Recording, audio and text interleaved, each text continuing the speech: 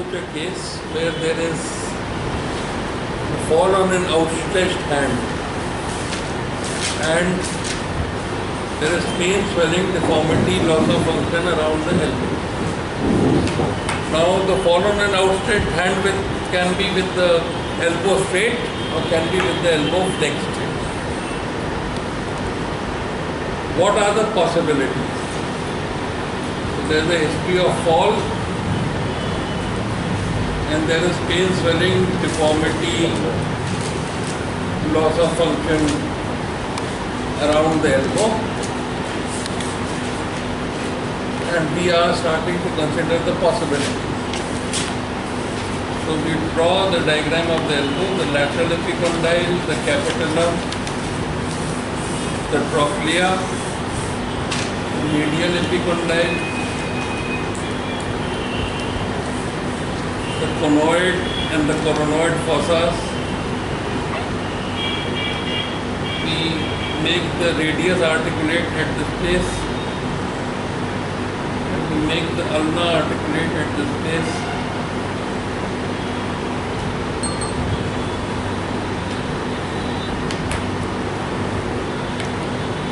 Now,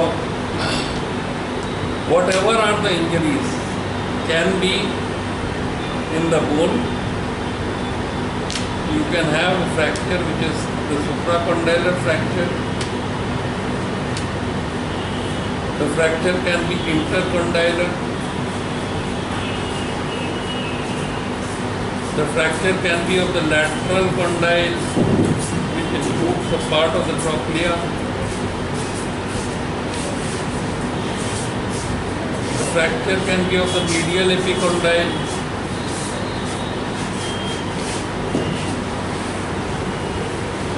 The fracture can be of capitulum, capitellum. The fracture can be of the head of the radius or the neck of the radius. The fracture can be of the coronoid.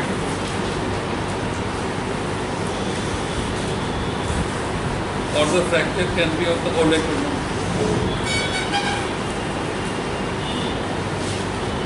There is another fracture in which there is a fracture of the shaft of the ulna with dislocation of the superior radioulnar joint, which we call as Monteggia fracture dislocation.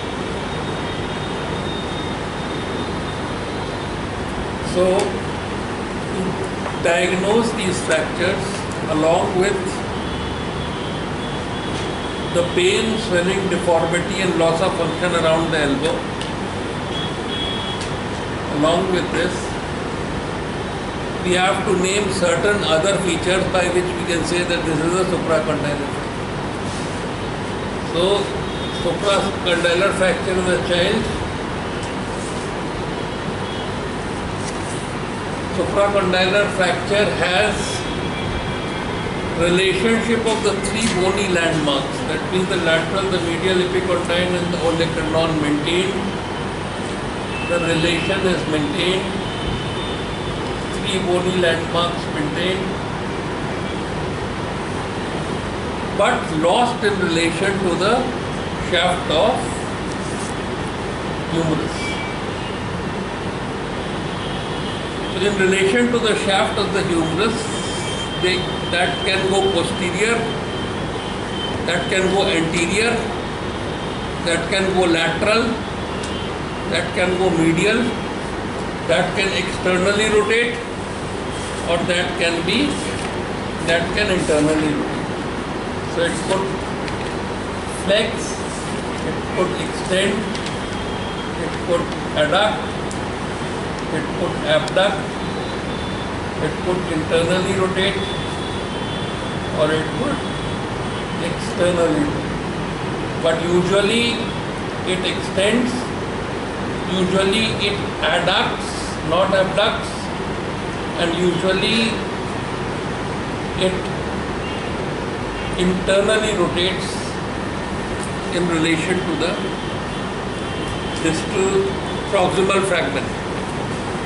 Along with this, the displacement is the supracondylar fracture. The displacement is, there may be override. So this is a supracondylar fracture. Now supposing the intercondylar distance is increased, then it can be lateral epicondyle, it can be medial epicondyle, or it can be intercondylar fracture. The difference is from the tip of the olecranon, if the distance of any of the epicondyles is increased, it is that epicondyle. And if both is increased, ओलेक्रान की जो tip है उससे इधर का epicondyle भी चला गया, इधर का एपिकोंडाइल भी चला गया, both distances increased, then it is intercondylar. And the second thing to distinguish between an intercondylar and a medial epicondyle or a lateral condyle is tenderness. So distance and tenderness.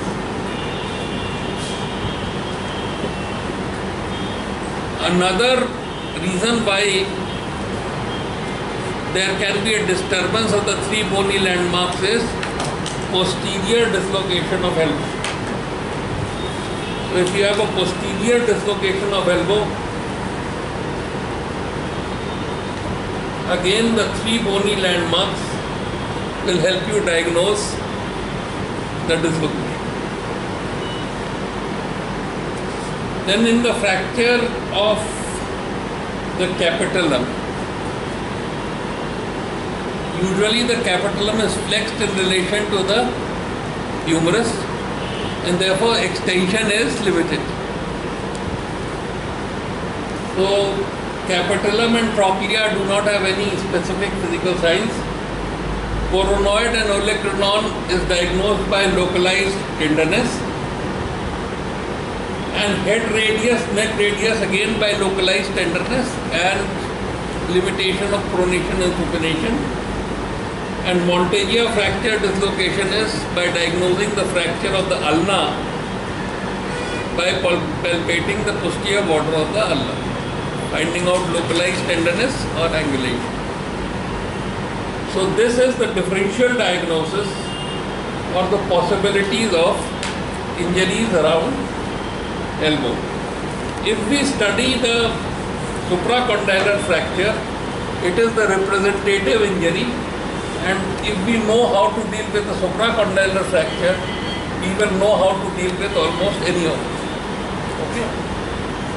So supposing this patient comes to you and you have diagnosed the supracondylar fracture, the first thing is that you will evaluate this patient. You will evaluate to demonstrate pain, swelling, deformity, loss of function. You will evaluate to demonstrate the relationship of the three bony landmarks is maintained but lost in relation to the rest of the humerus. You will exactly define what is the displacement, try to define what is the displacement. You will demonstrate tenderness on the supracondylar ridges. And then after a clinical diagnosis of supracondylar fracture, gathering that data, you are going to look for vascular insufficiency and for neural insufficiency and for associated fractures. And of course all this will be done after you have looked after the ABC, airway, breathing, circulation. So if you want to look for the vessels, the vascular blood supply, the blood supply would always present as pallor, pulselessness, paresthesia,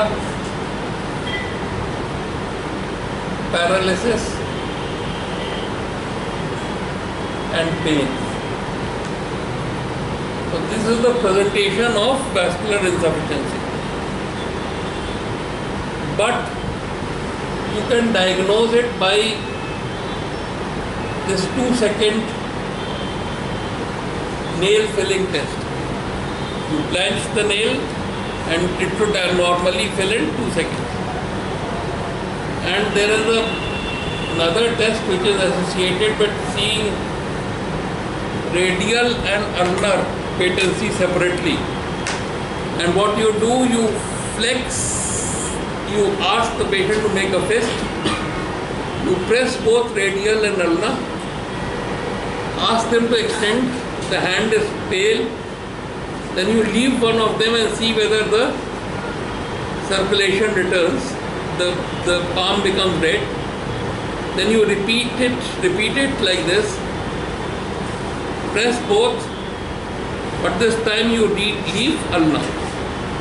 So this is called as the differential test between radius and ulnar circulation, and it is ulnar is the major circulation, radial is not, and this test is called as Axel's test. So this is how you look at the vasculature.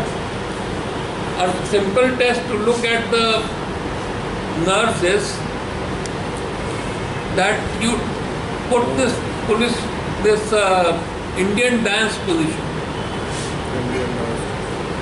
So if this is the Indian dance position, this Indian dance position tests the radial nerve by testing the extensor indicis and extensor digiti minimi, tests the intrinsic plus position of these fingers, so it tests the lumbricals, and it tests the opponents, thus it tests the median nerve. So by the simple Indian dance position, you can immediately say whether any of the 3 nerves is involved or not. This is a small test, but otherwise if any of the nerves is involved, then you go on to detailed testing of those concerned nerves. And then of course you do a detailed examination trying to find out whether there are any other fractures, associated with the supracondylar fracture. So this is how you evaluate, and you of course also evaluate fitness for, so you evaluate the injury, you evaluate the associations, and you evaluate for comorbid conditions. For example, this child may have rheumatic heart disease and you may miss it. So of course you should evaluate for any of the comorbid conditions. After an evaluation, you splint. If there is swelling, you do a Subag strapping and splint.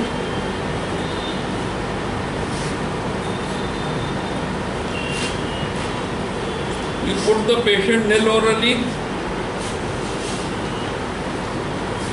You emphasize on elevation and active finger movements.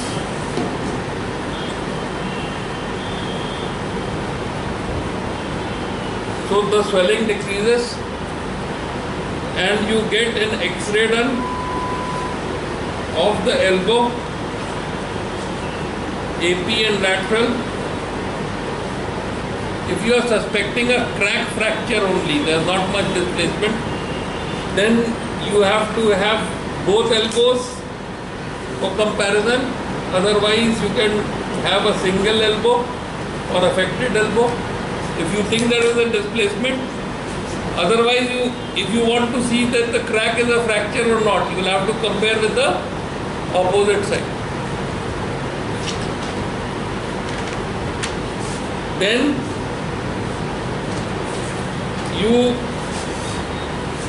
have to put the patient under anesthesia,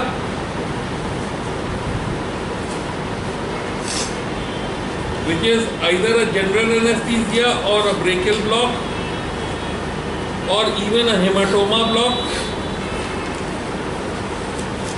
Alright, and after this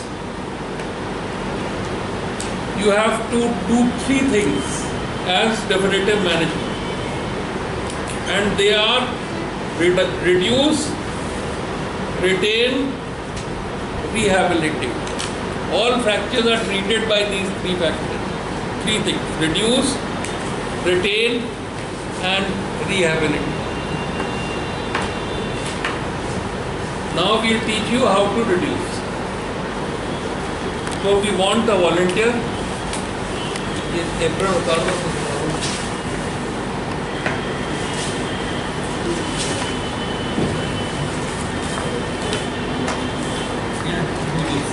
Because that can be seen easily. Okay. The patient is under a brachial block or a hematoma block or under anesthesia, lying supine. You would put a sling like this. You would put a sling like this. Give me an arm of it. You would put a sling like this and provide counter traction. And you would pronate, hold these three and this thumb and provide traction. The traction is provided by elbow straight and by your weight. Don't put traction like this. You have to provide traction with your weight. Okay? After the surgeon sees that probably the length of the arm is restored, that means the overriding is corrected, the assistant will supinate, will put an arm in the forearm, anterior to the forearm, and will flex the elbow. So when he leaves here, he is flexing the elbow by maintaining traction. This maintains the traction. And this elbow will always go medial to the arm. Will go medial to the arm because the axis of the elbow is not transverse.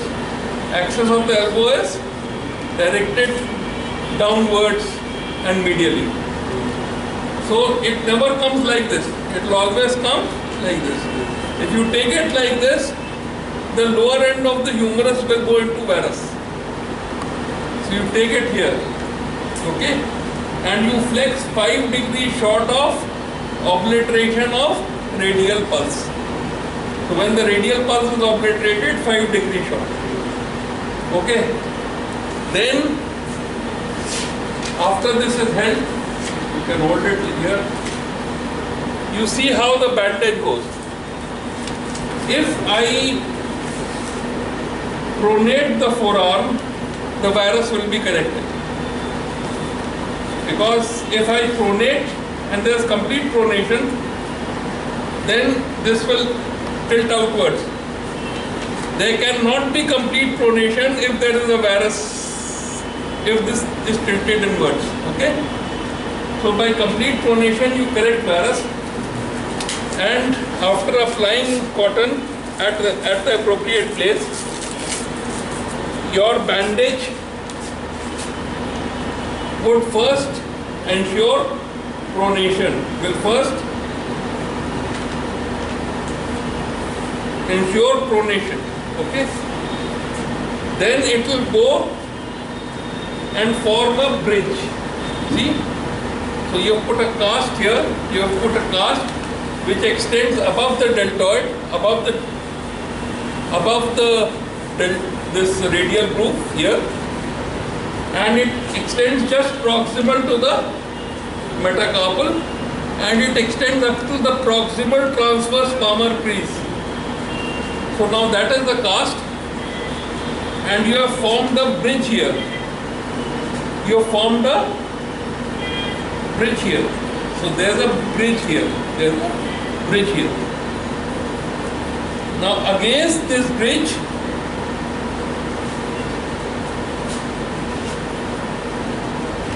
if you press the bandage here, this will never go into the arm, never press the nerve. And it is against this bridge that you apply a bandage which maintains pressure on the distal fragment. See, this bandage is maintaining pressure on the distal fragment. It's causing it to flex in relation to the proximal fragment. See? Alright? So it is against this bridge that this counter pressure comes. Alright? So I have told you what the person who is giving traction, counter traction does. I have told you what the person who is giving traction does. Now I would tell you what the surgeon does. Okay?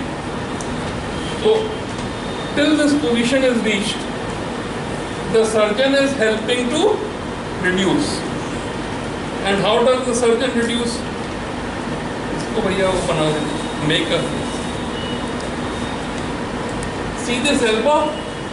My thumb is pressed on both sides of the olecranon. These are the lateral and medial epicondyles. This is the olecranon. So my thumbs are here. They will push the distal fragment forward, whereas my palms, these fingers, will push the proximal fragment backwards. And if I press this hard, it is going to internally rotate.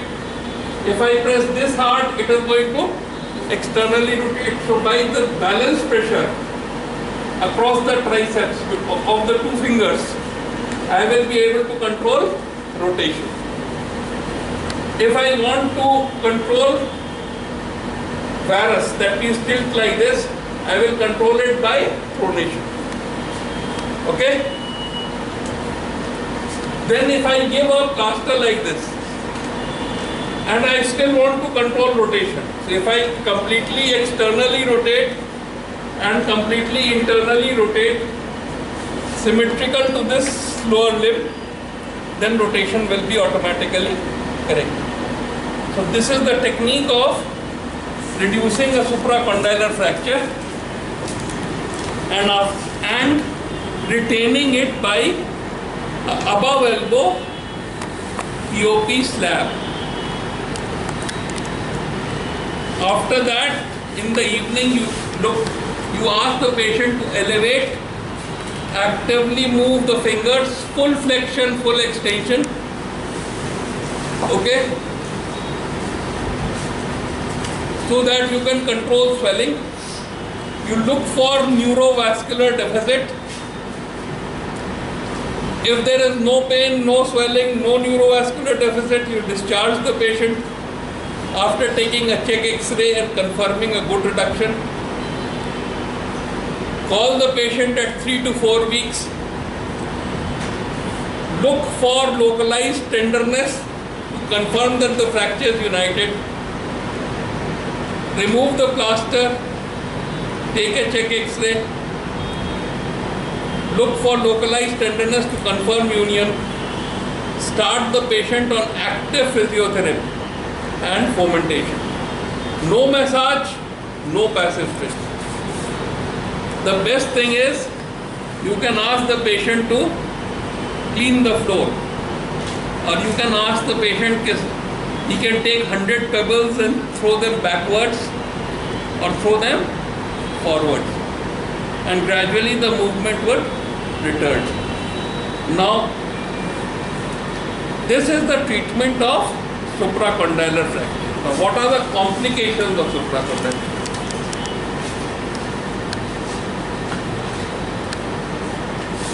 And almost all other injuries around the elbow share the same thing. The complications are immediate, neurovascular damage,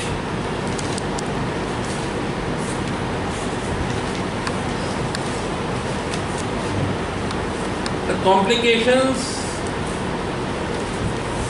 are intermediate, failure of reduction, loss of reduction, or lot of swelling, and what can be called as acute Walkman's ischemia, and complications are delayed. Delayed can be stiffness or lack of movement, presence of pain,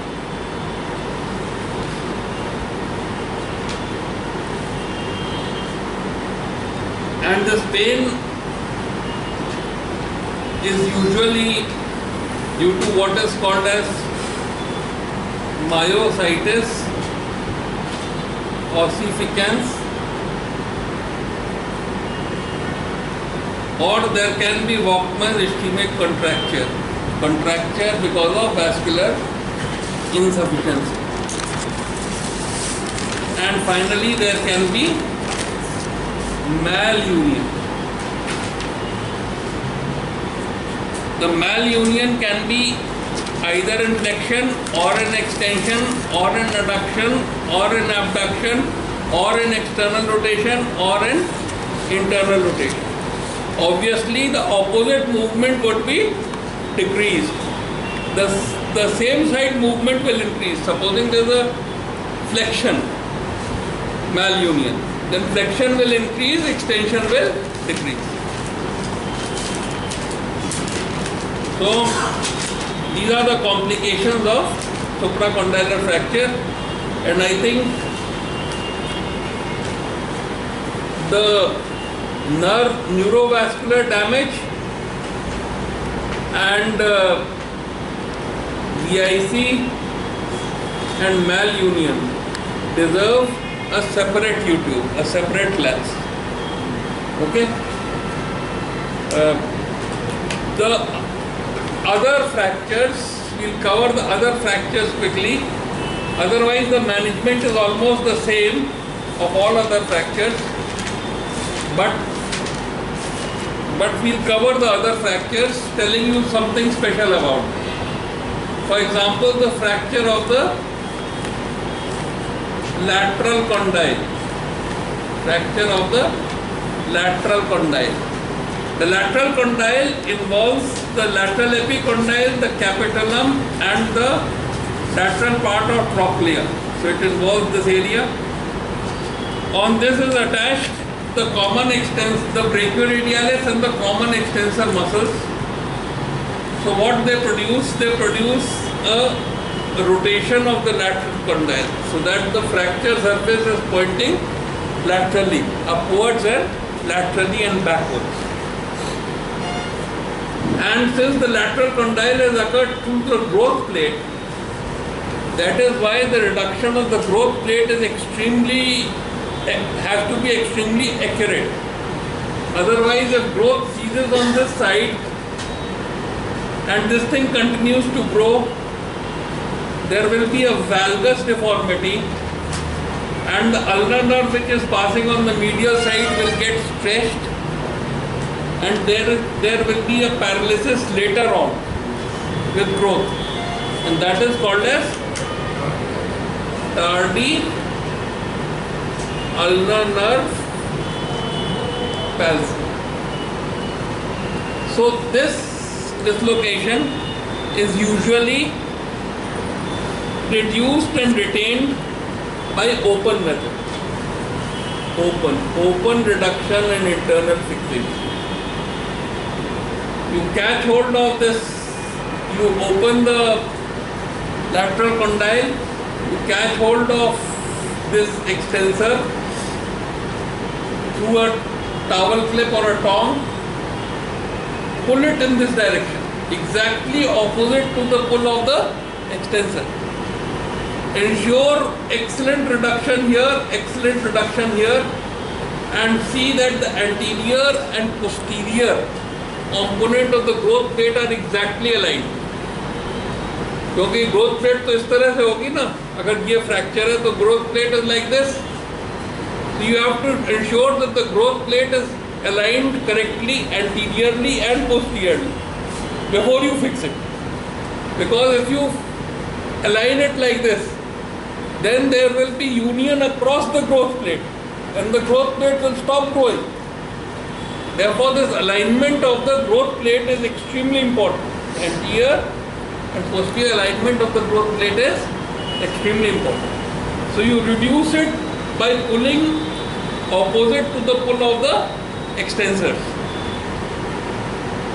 You make sure that the reduction across the joint is satisfactory, and you make sure that the growth plate is exactly aligned. Then if you put a K-wire across it, parallel K-wires, and then you put a wire across it, figure of 8 wire, and this is called as tension band wiring. This is called as tension band wiring. And usually you don't try to pass a screw or something, because that will damage the growth plate. Because don't try to pass a thick implant through the lateral epicondyle. Supposing the lateral condyle fracture is neglected, then again you have to open, reduce and try to fix it. Because if you don't do it, there will be a valgus deformity, and there can be growth disturbances. Okay. Then we talk about fracture of the medial epicondyle. The major thing about the fracture of the medial epicondyle is that the ulnar nerve passes behind it. So if the ulnar nerve is compressed, you may remove the medial epicondyle and decompress the nerve.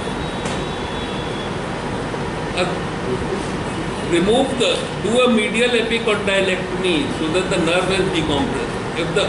If the ulnar nerve is intact, then you may try to reduce and fix it. Intercondylar fractures occur in adults, and if they are not displaced, you treat them conservatively. If they can be reduced, you treat them conservatively. But since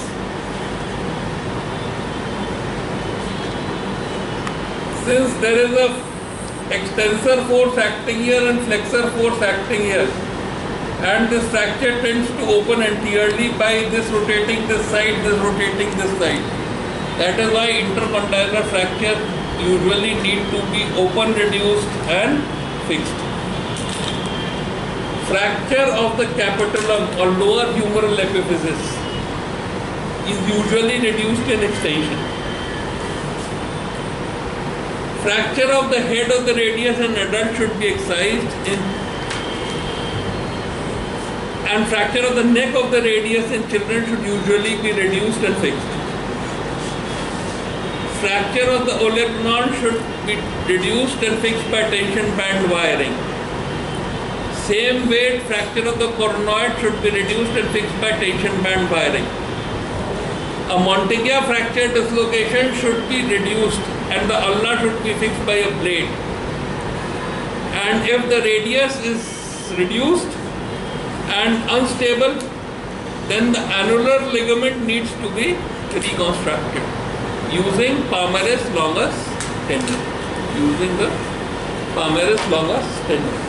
So this is in general the management of other injuries around the elbow.